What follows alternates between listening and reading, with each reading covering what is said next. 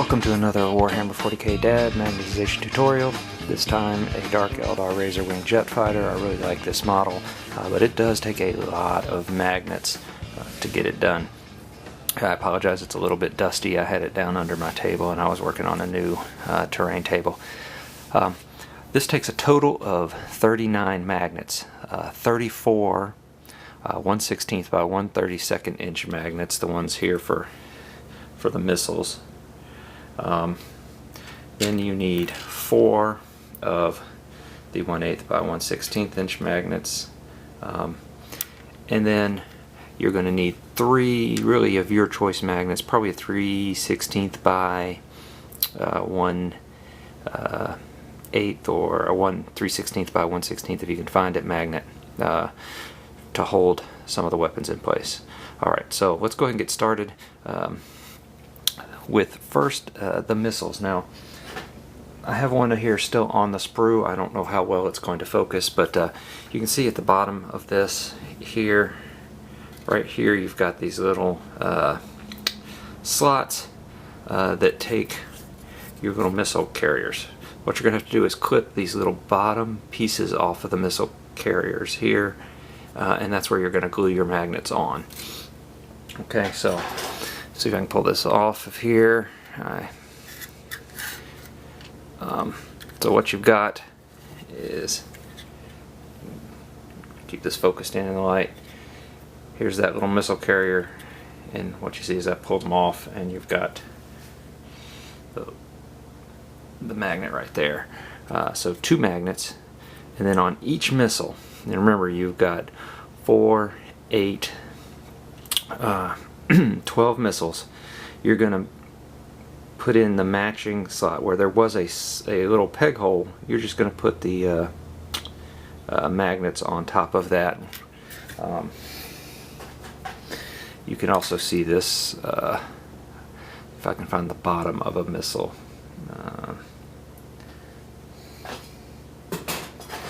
They're on the other sprue here, but you can see where there's those little holes.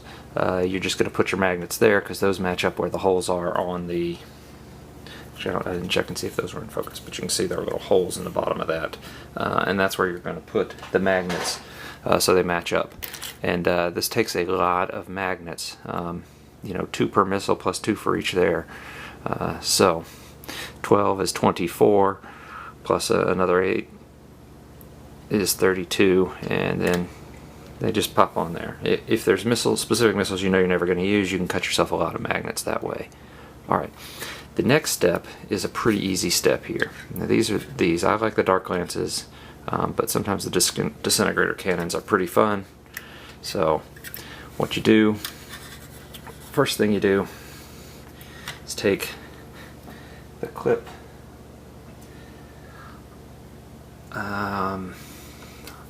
off of your disintegrator cannon. So you can see this clip right here at the end on this dark lance, I'm sorry. You clip that off and you clip your magnet on. And if this is not focusing real well, I apologize. The next step is you can drill or not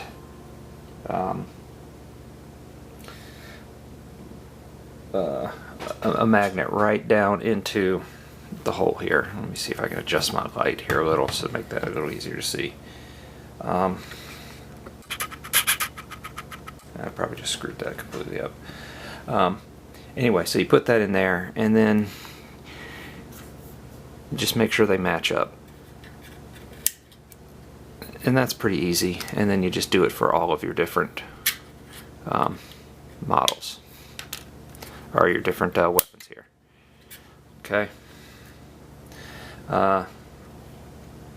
Then last are the twin-linked splinter rifles versus the splinter cannon. Now this one took a lot more work,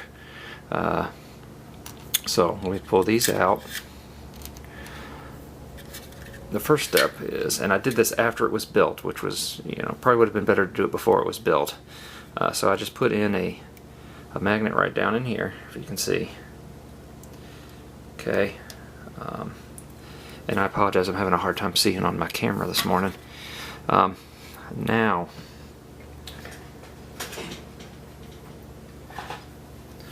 what you'll notice on these on the sprue is that they've got this clip here. This is where you're supposed to slide it up in there. I clipped that off. I actually flipped mine over because I liked them with the upside down look, but you don't have to. But it has the flat piece right here, and it made it easier for me. So I attached the magnet there, and then on the splinter cannon it's pretty easy. Then it just slides in. You know, see how I split that out? You've got to cut it some to make it fit, because it's kind of tight. That's why if you put the magnet in first, it'd probably be better. And now you've got your splinter cannon, and it's just an upside down splinter cannon, which I like. But anyway, gives you a nice range of motion. For these, a little bit more complex.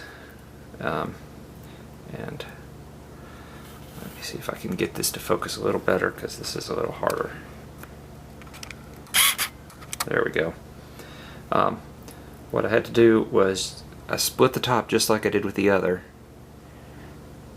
and then it goes like this under there.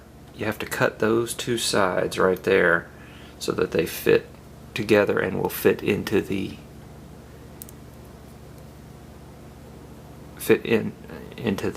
receptacle. What I'm probably going to do is just glue these two together now that I know they fit. And then you slide them in one at a time, and they slide in like that. But I'm probably just going to glue it. Doesn't matter what it looks like here, guys, because that's going to be completely covered up.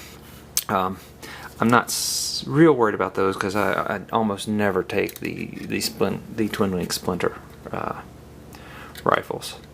So, like I said, I just prefer to take this one, and I normally go just with the plain monoscythe missiles, and I go with the dark lances, unless I know I'm going to be going against a horde army, in which case I go after take the disintegrator cannons. So Tyranids get disintegrator cannons, orcs get disintegrator cannons, because it makes a great anti-infantry vehicle.